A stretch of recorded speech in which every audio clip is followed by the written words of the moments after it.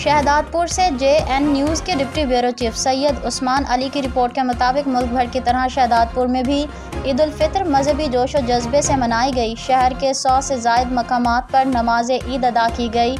ईद का सबसे बड़ा इज्तिमा मरकज़ी ईदगाह में हुआ। मौला फैज़ान कादरी ने ईद उल फितर की नमाज़ पढ़ाई और खुतबा दिया। इस मौका पर मुल्क की सालमियत, इस्तेहकाम और आलम इस्लाम मज़लूम फ़लस्तीनियों के लिए ख़ुसूसी दुआएँ की गईं।